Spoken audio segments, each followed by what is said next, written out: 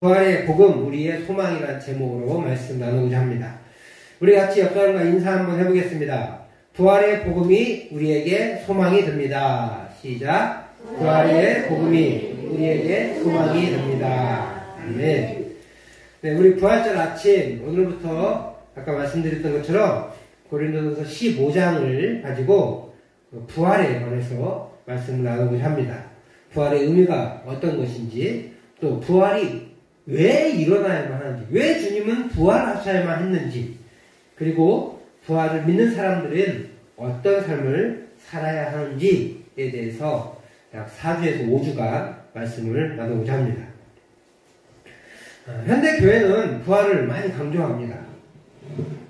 그러다 보니까 어떤 분은 고난은 중요하지 않고 부활이 진짜 부활이다. 고난을 이야기하는 교회는 가짜 교회다. 뭐 이렇게 말씀하시는 분도 계세요. 하필 제 이름이랑 비슷해가지고 굉장히 제가 마음이 쓰립니다. 춘천에 계신 분인데 부활을 강조하다 보니까 그렇게 되셨어요. 근데 그런 분도 계신 반면에 한국교회 전체적으로는 고난에 더 집중합니다. 그래서 우리 교단은 고난 주간을 지키죠. 근데 통합식 교단이 있죠? 그 교단은 사순절을 지켜요. 사순절은 10개, 4개의 순, 그죠? 한 순이 10일인데 40일 동안 주님의 고난에 대해서 묵상하는 거예요. 그러니까 부활주의를 하루 지키는데 40일 동안 고난에 대해서 묵상을 하는 거예요. 고난이 얼마나 강조되는지 알겠죠? 사실 고난을 강조하는 것은 카톨릭이에요. 그래서 그 사람들은 고난을 받아야 구원에 이를 줄 알아요. 그래서 고난을 강조하고 자신의 고행을 강조합니다. 그래서 무릎으로 뭐 100개 되는 계단을 올라가기도 하고요. 이렇게 어려운 삶을 살아가려고 일부러 그럽니다. 그것이 어떤 때는 모범이 되기도 해요. 그래야 어려운 지역에 가서 복음을 전하기도 하고 그들과 함께하는 삶 굉장히 귀하죠. 근데 고난에 머무르는 삶은 문제가 있는 삶입니다. 우리는 부활주일에 우리 교회는 안 하지만 대부분의 교회는 성가대 칸타타를 해요. 그 칸타타를 하고 부활절 달걀 나눔을 합니다. 성가대 칸타타를 하면, 찬양대가 칸타타를 하면 물론 그 찬양대는 한 달간, 2달간 연습을 하면서 부활을 준비할 겁니다. 하지만 대부분의 성도는 주일날 예배 한 번 딱 드리고 부활절 끝인 거예요. 부활보다는 고난에 집중하는 것이 현대교회의 모습이에요. 그런데 교회는, 기독교는 고난의 종교라고 얘기하지 않습니다. 뭐라고 얘기해요? 부활의 종교라고 얘기해요. 근데 부활이 그만큼 중요하다는 것을 얘기하죠. 그런데 정작 교회는 부활의 교회라고 얘기해놓고 고난만 강조하고 있는 거예요. 그런데 사실 고난을 무시해서는 안 돼요. 고난이 없으면 부활도 없기 때문에 그렇습니다. 고난과 부활이 동시에 중요합니다. 동전의 양면과 같아요. 우리 동전 사진 한번 볼까요? 저게 얼마짜리예요? 틀리셨어요. 100만원짜리예요. 동전의 가치는 10원입니다. 그런데 저 동전을 만드는 건 사실은 저 황동으로 만들기 때문에 그 동의 가치가 10원의 가치가 높아서 저 동을 만드는데 제 기억으로는 50원인가 37원인가 그래요.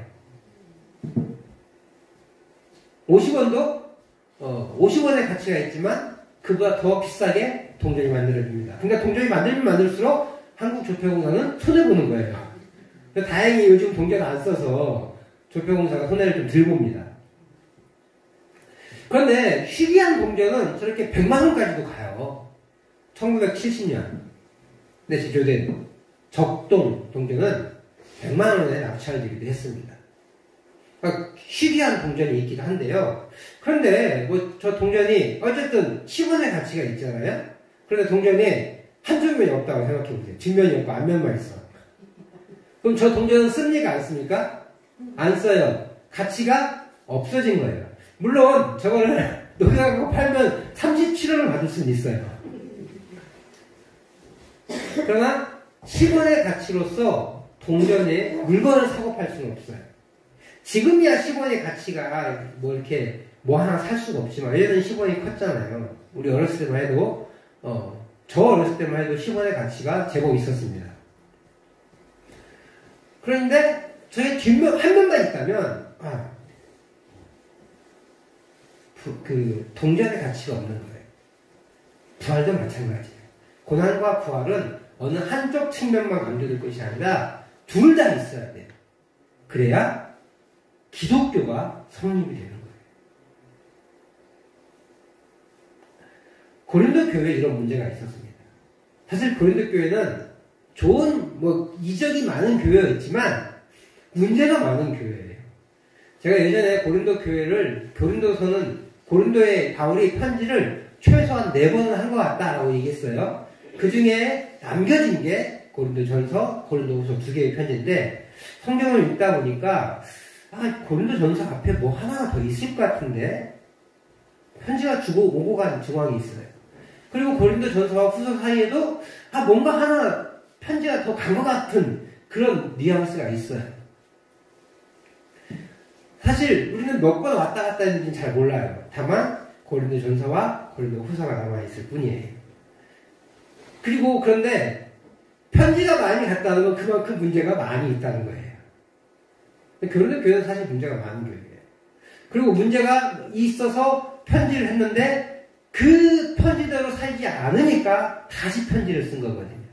전서 후서가 있다는 것은 이 교회에 어려움이 계속 있는 거구나 라는 거예요. 좋은 교회는 한 번에 딱 쓰고 어려움이 다 어느 교회든 있을 수 있죠. 그래서 바울 사도가 목양을 직접 할 수 없으니까 편지로 목양을 하는 거거든요. 그래서 편지를 써서 보냈는데 그 편지대로 교회가 잘 살면 다시 편지를 쓰지 않는 거예요. 나중에 기쁜 마음으로 다시 만나서 이렇게 축하를 하고 예배를 같이 했겠죠. 문제가 풀리지 않으니까 다시 쓰는 거거든요. 고린도 교회는 사실 그런 교회예요. 그리고 고린도 교회는 아주 학식이 뛰어난 교회입니다. 그러면서 동시에 우상숭배가 성행했던 교회, 그 지역이에요, 고린도는. 근데 그들의 지식으로는 죽은 사람이 다시 살아난다, 믿을 수 없는 일인 거예요. 더더군다나 철학이 발달한 도시라고 그랬잖아요. 근데 이 당시에는 철학은 어떤 철학이 발달했냐면 육체는 나쁜 거고 영혼이 좋은 거다 라는 철학이 발달했어요. 플라톤이라는 사람이 얘기했거든요. 그래서 육체는 이 땅에 세상의 감옥에 갇혀있는 것이고 죽을 때에 이 세상이라는 감옥에서 벗어나서 더 좋은 곳에서 살 수 있다. 사실 기독교랑 좀 비슷한 것 같죠. 근데 기독교는 이 세상이 악하다고 얘기하진 않아요. 근데 이 그리스에 유행했던 철학은, 로마에 유행했던 철학은 육체는 악한 거야. 왜냐면 죄를 많이 짓잖아요. 그래서 악하다고 평가를 내린 거예요. 그런데 그런 지식에 잘 빠져있는 교회가 기독교가 와가지고는 육체가 부활해야 된대요. 아니 굳이 육체가 부활을 해야 된다. 악한 게? 그래서 아닐 거야. 근데 처음엔 바울 사도가 육체의 부활을 전했거든요. 처음엔 바울 사도가 전하니까 믿었단 말이에요. 근데 우리나라 인간의 습성이 그렇잖아요. 내가 그동안 살아왔고 그동안 들어왔던 거 익숙하니까 내가 자꾸 안 들은 거에 대해서는 진짜일까? 뭐 이런 느낌이 있을 수 있어요. 그런데 바울 사도의 가르침은 이제 없잖아요. 우리끼리 예배 드리고 우리끼리 하는데 지식이 너무 짧은 거예요. 그런데 무슨 지식은 풍성해요? 세상 지식은 풍성한 거예요. 그러다 보니까 예수님 탄생까지는 이해가 되는데 예수님의 고난까지는 이해가 되는데 부활은 믿을 수가 없는 거죠. 그래서 영적인 것이 중요한데 육체의 부활이 진짜 중요하겠어? 왜 이 악한 육체가 뭐가 중요하겠어? 하다 보니까 부활은 안 했을 거야. 부활은 그냥 지어낸 걸 거야. 라고 하는 사상이 드러나기 시작한 거예요. 그리고 더 공부한 사람은 육체가 악한 거라고 막 강조하는 거죠. 우리는 영적으로 살아야 되라고 강조하죠. 육체적인 건 다 쓸모없다고 강조하죠. 그러다 보니까 육체의 부활도 불이 나게 돼버리는 거예요. 그러다 보니까 뭐가 부활돼요? 부활 세상이 없다라고 하니까 누구의 부활도 없어져요? 예수님도 부활하지 않은 게 되는 거예요. 그리고 당연히 인간의 부활도 믿지 않게 되는 거예요. 놀랍게도요, 현대의 교회도 이 부활을 믿지 못하는 사람들이 많이 있습니다. 얼마 전에 아주 유명한 목사님이 대형 신문사, 주요 일간지에 인터뷰를 했어요. 종교라니까 믿는 그 신문사예요. 근데 이분이 인터뷰를 제가 읽어봤는데, 부활은 현재 일어나는 주님과의 연합이다 라고 말씀하시더라고요. 틀린 말은 아니에요. 우리는 주님과 연합합니다. 우리는 주님과 멀어졌어요. 동떨어졌어요. 죄로 인해서. 하나님과 사이가 골이 깊어가지고 도저히 하나님께 갈 수 없는데 주님 때문에 연결되어졌고, 그리고 이제 주님과 연합된 거예요. 그러니까 틀린 말은 아니죠. 그리고 그분이 무엇을 강조하려는지 알겠어요. 그리스도인의 삶을 강조하는 거거든요. 근데 여기에는 함정이 있어요. 부활은 다음 세대에 다시 태어나는 것이 아니라 지금 하나님과 연합되는 것입니다 라고 말씀하시는 거거든요. 멋진 말이죠. 훌륭한 말 같아요. 근데 함정이 있다고 했죠. 뭐가 빠지냐면 우리의 몸의 부활은 안 일어납니다. 그분이 기적을 믿는지 안 믿는지 모르겠어요. 믿으실 거야, 믿어요. 왜냐하면 세상 일 하다가 목회를 길을 가는 분이거든요. 근데 그분이 배운 신학은 성경에 이 기적이 많은데 사실은 이건 신화다. 우리가 그 당군 신화 있죠. 그걸 믿어요, 안 믿어요? 안 믿잖아요. 알긴 알아도. 그거와 똑같다. 이렇게 생각하는 사람들이 하는 신학을 배우신 분이에요.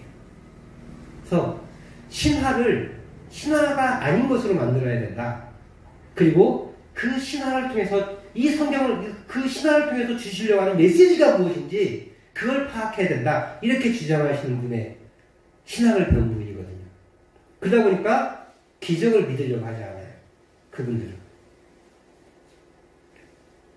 그래서 아주 멋진 말로 기적을 부인하는 사람들, 예수님의 부활을 부인하는 사람들이 된 거예요. 그분의 말 자체는 틀리지 않습니다. 우리는 주님과 연합해야 돼요. 그분은 이제 좀 유식한 말로 플러그인 해야 된다고 했어요. 콘센트에 꽂아야 된다고. 주님이라는 콘센트에 꽂아야 된대요. 맞아요. 그런데 몸의 부활이 부인돼서는 안 되는 거예요. 왜냐하면 몸의 부활이 없다면 우리의 죄 문제가 해결될 수 없기 때문에 그래요. 그래서 오늘 바울사도는 이 몸의 부활을 굉장히 강조하는 겁니다. 어떻게 강조하냐면 첫 번째, 증인이 많다. 부활을 믿지 않는 세태에 이미 많은 증인들이 있다고 말하는 거예요. 자신이 전한 복음이 결국 거짓이요 아니다 라고 말합니다. 특별히 3절과 4절에서 강조하고 있는데, 여기 3절과 4절 말씀을 같이 한번 읽어보겠습니다. 같이 읽습니다. 시작. 내가 받은 것을 먼저 너에게 전하였더니 이는 성경대로 그리스도께서 우리 죄를 위하여 죽으시고 장사 지낸 바 되셨다가 성경대로 사흘 만에 다시 살아나시고. 강조된 말이 있죠. 제가 일부러 강조한 말이 있죠. 성경대로. 이 성경은 무슨 성경이에요? 구약 성경이에요. 이 당시에는 신약 성경이 없었어요. 이 바울사도가 기록한 고린도전서가 나중에 성경으로 채택이 되는 거예요. 지금 이걸 쓰고 있으니까 이 고린도전서는 그때는 없었던 거죠. 그러니까 신약 성경에서 얘기하는 건 다 구약 성경이에요. 뭐 율법과 선지자, 이것도 구약 성경을 얘기하는 거예요. 성경대로 나오고 역시 구약 성경을 얘기하는 거예요. 율법은 모세오경을 얘기하는 거고, 선지자는 선지서를 얘기하는 거고, 그 다음에 지혜자들은 지혜서를 얘기하는 거예요. 뭐 시편, 욥기 이런 것들을. 그래서 그렇게 이야기해 주는 겁니다. 그러니까 성경대로는 바로 구약 성경을 얘기해요. 구약 성경에도 부활에 관한 말씀이 있다라는 거죠. 예수님이 부활하신다 직접적인 표현은 없어요. 그러나 부활 사상이 그 안에 있어요. 그것이 발전되어 나타나는 것이 이 성경대로 부활하셨다. 성경대로 사흘 만에 다시 살아나셨다라고 말씀하시는 거예요. 뿐만 아니라 누구도 있대요? 증인들도 있대요. 베드로 사도가 증인이에요. 베드로 사도야 뭐 누가 부인할 수 있겠어요. 그리고 그 중에 또 예수님의 동생 야고보 사도는 야고보 사도가 쓴 게 아니라 예수님의 동생 야고보예요. 예수님 동생이니까 이렇게 좀 좀 번세가 더 있잖아요. 그러니까 빠르게 이 초대교회 지도자가 됐어요. 그래서 장로라고 표현했죠, 자기들. 야고보도 있다. 예수님의 증인, 예수님의 부활의 증인들이다. 또 12사도, 여기는 12사도는 또 그때는 유다는 죽었는데요. 그러지 마세요. 그냥 통틀어서 얘기하는 거예요. 예수님이 12제자니까. 12제자가 있었고, 또 주님이 승천하실 때 몇 명이 갔어요? 500명이 갔잖아요. 베드로와 야고보와 같은 사람, 12제자와 그리고 심지어 500명이나 되는 많은 사람들이 예수님의 부활을 봤다. 그들이 증인입니다. 예수님이 몸이 부활하신 건 거짓말이 아니다라고 강조하고 있는 거예요. 그리고 니들 믿었었지 않냐? 이렇게 얘기하는 거죠. 1절과 11절에서 두 번 말해요. 너희들도 믿었었다. 근데 왜 지금 믿지 않니? 약간 책망이 있는 거죠. 바울 사도가 떠나고 그들이 살던 세상에서 이 부활은 있을 수 없는 일이라고 얘기해요. 얘들 중에 누구 본 사람 있어? 라고 얘기하는 거죠. 그래서 바울 사도가 봤다던데 베드로도 봤대. 뭐 이렇게 얘기했겠죠. 니들이 직접 봤냐고? 아니 보진 않았는데 막 이러고 있는 거죠. 내가 안 보면 의심스러운 거죠. 근데 사람들이 계속 얘기하는 거예요. 야, 바울이 거짓말하는데 어떻게 알아? 베드로가 거짓말하는데 어떻게 알아, 네가? 뭐 이런 말 하니까 주눅이 드는 거예요. 직접 본 것도 아닌데 어떻게 믿냐? 라고 하면 의심을 하기 시작했고, 계속 그런 말을 들으면 자기도 모르게 예수님의 부활을 못 믿는 사람이 되어버린 거죠. 그러니까 어떤 것을 자주 듣는 거야 중요해요. 여러분, 세상의 것들을 자꾸 들으면 우리 주님과 멀어질 수밖에 없어요. 주님의 것을 자꾸 가까이 해야 주님과 더 가까이 하는 거예요. 그래서 묵상하자, 성경 읽자 하는 거예요. 그게 어려우시면 TV 틀으세요. TV 틀어서 위에 영화나 이렇게 이런 거 드라마만 보시지 말고 그것도 보시지만 기독교 방송을 틀으시면서 찬양도 하시고 간증도 들으시고 말씀도 들으시면 주님과 계속해서 가까워지는 거죠. 아멘. 무엇을 듣느냐가 중요해요. 근데 이들은 사실은 믿음을 견고히 하기가 좀 어려웠던 거예요. 이렇게 바울 사도처럼 가르치는 목회자가 없고 자기들끼리 신앙생활을 해야 되는데 자꾸 외부에서는 그 기독교 진리가 아니야, 거짓말이야 라고 얘기하니까 흔들리는 거죠. 더더군다나 이 세대에는 육체가 악하다 뭐 이런 세상 철학만 가지고 있었잖아요. 그래서 의심이 들 수밖에 없는 거죠. 그래서 그들은 부활을 믿지 않게 된 거예요. 그러나 바울이 전한 복음은 고난만 있는 반쪽 복음이 아니에요. 바울 사도는 고난과 부활 두 개를 모두 전했습니다. 십자가의 고난과 십자가의 복음과 부활의 복음 둘 다 전한 것이 바울 사도의 복음이에요. 아멘. 오늘 우리는 부활절 주일 예배를 하나님께 드립니다. 이 부활은 우리에게 너무 쉽게 다가오고 달걀 먹는 날 그런 날로 정했어요. 우리 교회는 좀 가족 같은 분위기니까 조금 더 했어요. 더블 더 해. 물론 고난 주간도 보내고 나름 고난과 부활의 의미를 갖고 살아갑니다. 근데 정작 삶에서 우리는 부활을 놓칠 때가 참 많아요. 우리가 부활, 주일을 지키는 이유가 뭐예요? 안식일을 지키는 거예요. 그럼 사실 안식일은 주일에, 일요일이에요, 토요일이에요? 토요일이잖아요. 그럼 토요일에 안식해야죠. 그래서 제7일 안식일교회가 생긴 거예요. 그 사람들 뭐라고 얘기하냐면 성경에 안식일 지키라고 그랬다. 주일 지키라고 하지 않았다. 예수님도 안식일 지켰다. 주일 안 지키고. 당연하죠. 예수님이 아직 주일을 안 만드셨는데 왜 주일을 지켜 예수님이. 바보 멍충이에요. 그 사람들은. 주님이 안식일 지켰다. 이거 바보 멍충이죠. 주일이 아직 안 나왔는데. 주님은 주일을 지킬 수가 없어요. 주님이 돌아가시고 살아났어야 주일이 만들어지는데. 그래서 안식일 지켜야 된다 하면 이 바보 멍충하고 그러세요.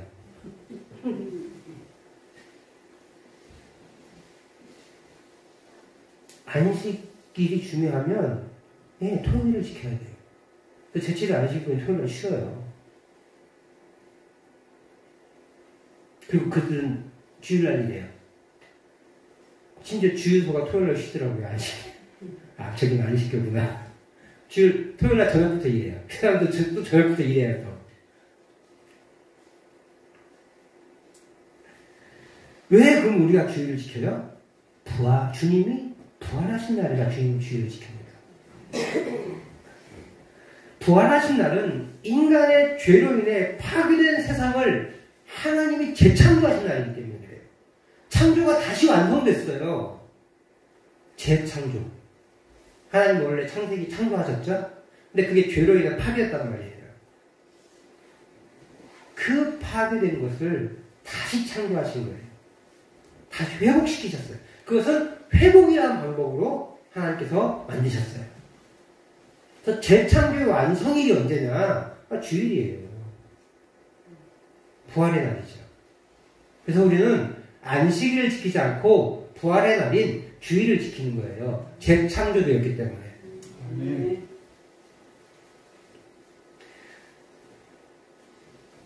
그래서 우리는 안식일을 하지 않고 주의 날, 주일이라고 합니다.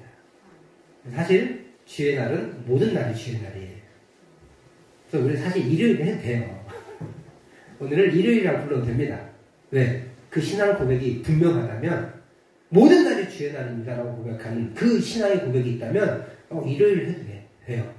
하지만 세상 사람들은 그걸 이해하지 못하잖아요. 그래서 우주간의 구분법으로 오늘을 일요일이라 하지 않고 주일을 하는 거죠.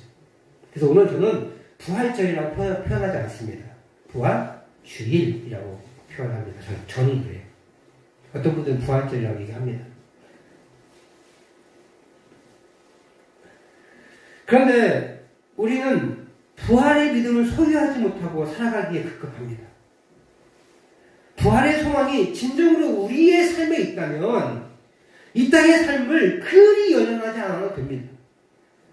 이 땅에서의 소외와 버려짐을 두려워하지 않습니다. 그래서 죽음도 불사할 수 있는 거예요. 부활의 신앙이 있기 때문에. 문제의 핵심은 우리에게 부활 신학이 있는가가 아니라 부활 신앙이 있느냐예요. 예수님 부활하셨어! 라고 끝이라면 그건 신학이죠. 그렇다면 그것도 훌륭한 일이에요. 내 삶과 관계가 없다면 우리는 두려운 거예요. 그러나 부활 신앙을 가진 사람들은 내가 몸의 부활을 믿고 주님의 부활을 믿기 때문에 죽음도 두려워하지 않고 이 땅에서의 버려짐도 두려워하지 않아요. 그래서 순교까지도 갈 수 있는 거예요. 다 순교하라는 말씀이 아니에요.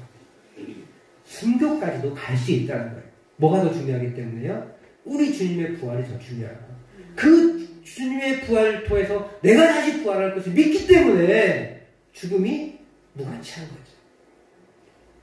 이 세상의 물질이 무가치한 거예요. 편리하긴 하죠. 그러나 거기에 가치 두지 않습니다. 그것을 잘 이용할 뿐이에요. 우리는 이 세상의 것을 잘 이용해야 합니다. 그래서 우리는 뱀처럼 지혜로워야 돼요. 그러면서 동시에 비둘기처럼 순결해야 합니다. 세상의 것을 이용하지만 그것에 빠져들어서는 안 되는 거예요. 우리의 믿음을 지키기 위해서는 그 세상의 편리함을 이용하는 것을 거부할 줄도 알아야 한다는 거예요. 부활신앙을 가진 사람들은 그것을 거부하는 겁니다. 내가 믿음을 놓치지 않기 위해서. 문제의 핵심은 부활신앙에 있느냐는 겁니다. 고린도 교회는 고난과 부활의 복음을 전달받았지만 자기들 마음대로 부활의 복음을 버리고 고난의 복음만 받아들였습니다. 근데 놀랍게 현대 기독교가 이렇게 고난의 복음에 머무르고 있는 경우가 허다하다는 것이에요. 그래서 저는 오히려 이번 주에 고난 주간보다는 부활의 주님을 앞으로 더 많이 누리자라는 생각을 가지고 시작했습니다. 아마 다음 해에는 오히려 고난주간 종려주일부터 오히려 이 부활에 대한 이야기를 같이 나누고 싶은 마음도 있습니다. 이런 생각이 들어요. 다음 주에도 부활 설교하면 저기 이다 아니야? 이렇게 누가 말할까봐 뭐 그런 생각 들지만 명확합니다. 부활을 놓쳐서는, 그리고 부활을 듬성듬성 아는 것보다는 이렇게 부활 주의를 기점으로 부활에 대한 이해를 좀 몇 주간 살펴보면서 온전한 부활 신앙을 가질 수 있기를 좀 바라는 것이에요. 고난에 머무르는 교회는 자꾸 가톨릭으로 돌아가는 거예요. 가톨릭 신학이 안 좋다고 생각해서 우리가 개혁으로 나온 거잖아요. 개혁해서. 근데 왜 자꾸 우리가 신학은 가톨릭 신학이 아닌 개혁 신학을 믿으면서 우리의 신앙은 왜 자꾸 가톨릭으로 돌아가려고 그래요? 신학이 개혁 신학이면 신앙도 개혁 신앙이어야 되죠. 가톨릭 신학이 아니라. 고난뿐만 아니라 부활의 복음이 함께 있을 때 진정한 복음입니다. 그리고 그 부활의 복음이 우리에게 소망이 됩니다. 그것은 우리도 부활할 수 있을 것이라는 믿음을 주기 때문에 그렇습니다. 부활이 왜 중요할까 근데? 참된 회복을 보여주기 때문에 그렇습니다. 우리 인간은 죽지 않는 존재로 창조됐어요. 그죠? 그래서 하나님과 영원토록 교제하며 하나님을 예배하며 살아갈 수 있는 존재로 만들어졌어요. 유일하게 하나님과 독대할 수 있는 존재, 하나님을 만날 수 있는 존재가 인간이에요. 근데 죄로 인해서 그 관계가 끊어졌잖아요. 무엇 때문에 끊어졌다고요? 죄. 죄 때문에 인간에게 죽음이 왔어요. 죄 때문에 인간에게 고통이 왔어요. 죄가 없다면 안 죽을 수 있죠. 죽음의 의미가 무의미해졌을 거예요. 죽음이 두렵지 않았을 거예요. 영원토록 하나님과 교통할 수 있기 때문에, 영원토록 하나님과 교제할 수 있기 때문에 우리는 죽지 않은 존재가 될 수 있는 거예요. 근데 죄로 인해서 죽음이 왔잖아요. 죄 때문에 인간이 죽기 시작했잖아요. 그러면 죄가 없으면 죽음이 우리를 결박하지 못해요. 그래서 주님은 부활하신 거예요. 하나님의 아들이기 때문에 부활이 아니에요. 하나님의 아들이기 때문에 부활하신 것이 아니라 죄 없는 인간인 시기에 다시 살아나신 거예요. 아멘. 죄가 예수님의 몸을 결박할 수가 없기 때문에, 그래서 죄 삭신 사망이 예수님을 묶어줄 수 없었기 때문에 부활하신 거예요. 아멘. 육체의 고통 때문에 목숨이 끊어지는 사실이에요. 목숨이 끊어지는 사실이지만 죽음이 예수님의 육체를 결박할 수 없었기에 주님은 다시 살아날 수밖에 없으신 거예요. 아멘. 그게 부활이에요. 그러므로 우리도 온전한 부활체가 된다는 것은 죄 없는 상태에서 완전한 부활이 일어나는 거예요. 다만 지금은 일어나지 않아요. 왜냐하면 그 구원의 완성이 예수님이 다시 이 땅에 오셨을 때 일어나기 때문에 그렇습니다. 죄가 없으면 죽음도 없습니다. 그래서 예수님이 당연하게 부활하신 거예요. 그러므로 예수님의 부활은 누구의 소망이 돼요? 우리의 소망이 돼요. 왜? 우리도 부활할 수 있다는 것을 알기 때문이에요. 오늘 우리 주님은 역사적인 부활을 하셨습니다. 이것을 기념하여 우리는 주일을 지킵니다. 창조의 완성에서 완식이 있었다면 재창조의 완성에 주일이 있는 거예요. 우리 주님은 우리를 죄악으로 인해 파괴된 하나님의 창조를 죽음으로 재창조하셨습니다. 그래서 고린도후서 5장 17절 이렇게 말해요. 같이 한번 읽어보겠습니다. 시작. 그런즉 누구든지 그리스도 안에 있으면 새로운 피조물이라. 이전 것은 지나갔으니 보라 새 것이 되었다. 새 것이라고 강조하잖아요. 새로운 피조물이라고 얘기하잖아요. 우리는 새롭게 창조된 사람들인 거예요. 그리스도 안에 있을 때 이것이 완성됩니다. 비로소 우리는 다시 하나님께 나아갈 수 있는 존재가 된 것입니다. 부활의 주님으로 인해 우리는 새로운 피조물이 되었고 새로운 생명은 찾았습니다. 주님의 부활로 우리가 다시 아버지 하나님께 나아갈 수 있게 되었습니다. 부활의 아침 우리는 다시 복음 앞에 섭니다. 하나님의 복음은 어느 한 곳에 쏠려 있는 것이 아니라 전 인격이 하나님께 향하기를 원하십니다.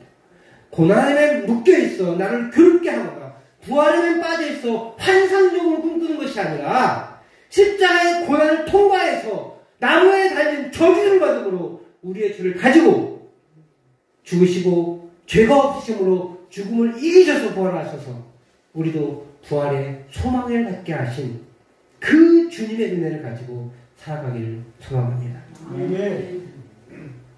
부활은 거짓말이 아닙니다. 역사적인 사실이고 부인할 수 없는 죄가 없는 예수님의 승리입니다. 그 승리의 주님으로 인해 우리도 승리의 삶을 살며 우리의 부활을 기대하기에 죽음도 두렵지 않습니다. 그러므로 부활의 소망을 사는 우리는 소망을 주는 사람으로 살아야 합니다. 우리가 가진 소망을 다른 사람에게 전달할 수 있습니다.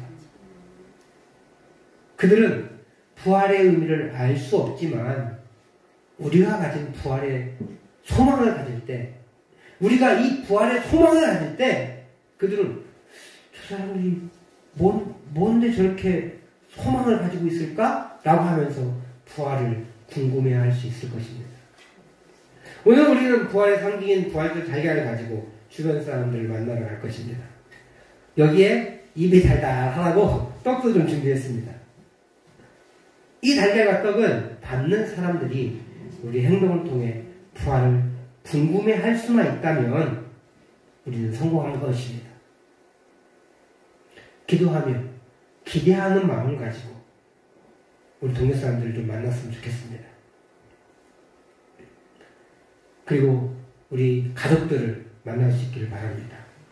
그래서 부활의 증인들이 되기를 소망합니다.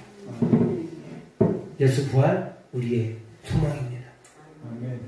제가 저를 갖고 온다는 걸 까먹었는데요. 저기 상자에 보면 부활 주일 세워놓고 옆에 밑에다가 예수 부활 우리의 소망입니다. 이렇게 적었어요. 꼭 전해주실 때 예수님 이거 하나 드세요 하지 말고 예수 부활 우리의 소망입니다. 그것이 무엇이요? 이렇게 물어보면 우리는 성공한 거예요. 계속 궁금증을 가질 수 있도록 우리가 기도하고 그들에게 복음을 전할 수 있기를 주의 이름으로 축복합니다.